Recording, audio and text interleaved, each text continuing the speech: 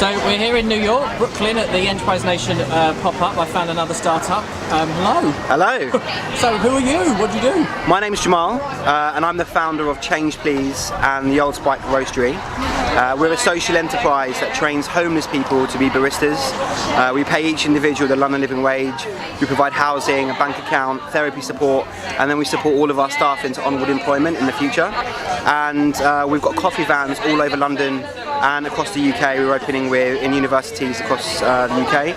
And yeah, the reason for being here is we're looking to open up in New York and have coffee units on street corners.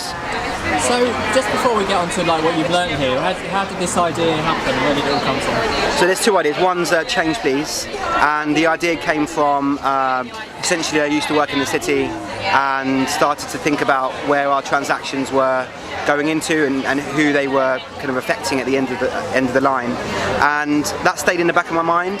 And I had a trip to Vietnam, and a fellow traveller, an American traveller, asked me to do something called the rocking chair test. So that's sitting in your rocking chair at the age of 90, just imagining kind of what you've done, what you've achieved, what's your legacy, who's going to remember you. And that was a pretty difficult moment for me to kind of think about who I actually was as a person.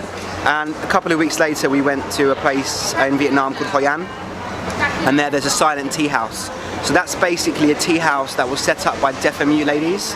They got together, had no other opportunities, and they created this beautiful space, and the only rule is that you're silent. So it's full of tourists, and it was just silent, and it had amazing tea. And then I left and said, I want to set up a silent tea house in Clapham. And I then realised actually I don't like tea or Clapham, so it wasn't really the start of a good business. So I just started to think about what kind of groups I could support in London and the UK. I came back to London and I saw a homeless person with a sign-up cardboard sign saying "Change Please," and he was asking for change. And a couple of days later I went to a Banksy exhibition where Banksy's got a piece of street art with a homeless guy with his hand out saying "Keep your coins, I want change." And that was it. I saw the double meaning in the name, and then I called it Change Please.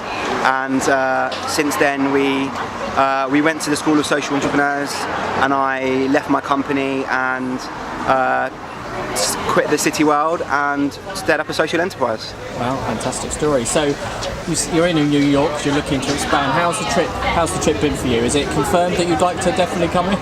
The trip's been absolutely incredible, and I tend not to have kind of many expectations for things. Just I want to see what it's like, and it's completely far exceeded my expectations, from meeting with large banks and large corporates and understanding the issues and the requirements from a legal perspective, financial perspective of setting up in a new country.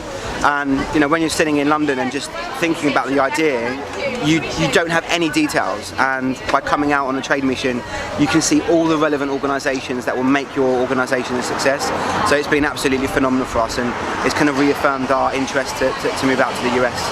Fantastic. Well, you've been helped by Enterprise Nation as well, as you won our competition to win James Bailey from Sainsbury's as an advisor. So yeah. How's that been for you? That's been, I mean, James is the director of packaged foods for Sainsbury's, and he's been absolutely phenomenal. We won that competition not through Change Please but through our sister company called Old Spike Roastery, and it's a coffee roastery that also trains homeless people to roast the coffee and be baristas.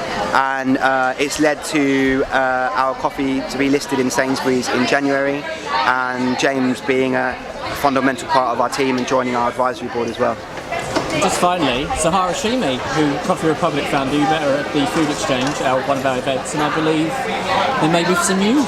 Yeah, so Sahar we met her after the event and sat down with her and explained a bit more about our organisation and what we're doing and the values associated with our mission, and she seemed to be really impressed, and we're now in the final stages of her joining our board and really helping us to grow and expand, and using her amazing experience from Coffee Republic and helping us to grow and develop in the UK and internationally. Fantastic. Well, brilliant story. Best of luck going global. Thank you, Dan. Thank Cheers. You. Cheers.